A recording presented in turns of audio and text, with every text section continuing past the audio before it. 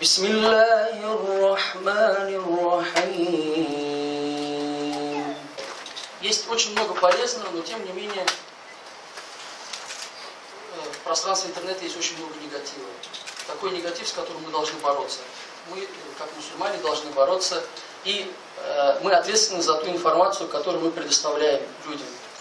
Как бы есть такая идея, есть такое предложение, и думаю, что вы его поддержите, создать, например, ассоциацию исламских электронных СМИ. Это будет очень важным шагом для объединения наших сил.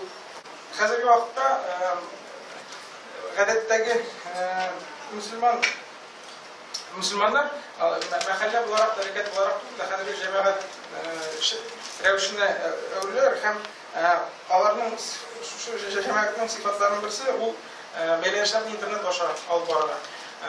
Bu internet yani çiftler Müslümanlar için türlü funksiyalarına yardım ediyor.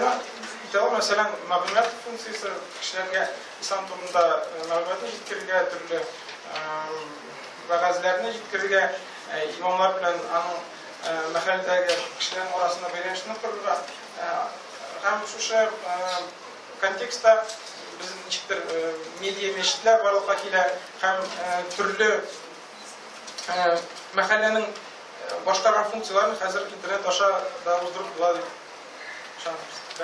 Билар хәзрәт белән бүген мөселман журналистларның беренче тапкыр Казанда очрашуы була. Нинди максаттан чыгып оештырыла бу чара?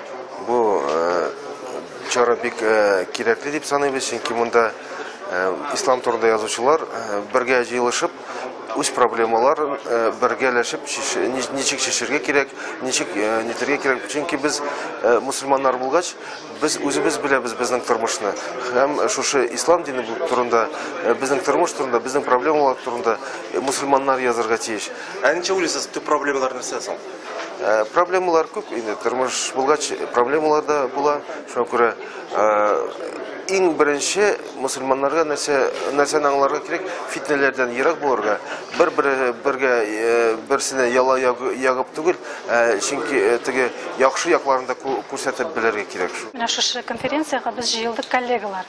Башка өлкәләрдәге, башка төбәкләрдәге шушы мәгълүмат үзәкләре, хезмәткәрләре дигәндә һәм мусульман сайтларының баш мөхәррирләре җыелыштык.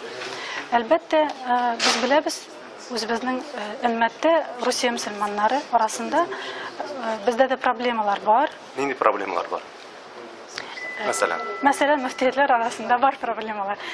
Өммәтнең таркаулыгы һәм башка шушы бөтен булган проблемаларда, әйтик, экстремистик кешеләрнең активлыгы, шушы бөтен проблемаларда алар көзгедә чагылган кебек мәгълүмат кырында да бөтенесе чагыла. Һәм шушы өлкәдә әлбәттә инде Татарстан мөфтиятенең эшчәнлеге дөрес, чөнки ул әйтә, без бөтенебез җыелышыйк. Шушы өлкә өчен җаваплы кешеләр, мөхәррирләр дәрәҗәсендә әйтик. Бөтенебез бергә җыелып, ниндидер хезмәттәшлек күрсәтик бер-беребезгә. Бергә булганда безгә каршы торучы кешеләргә без инде яхшы итеп җавап бирә алырбыз.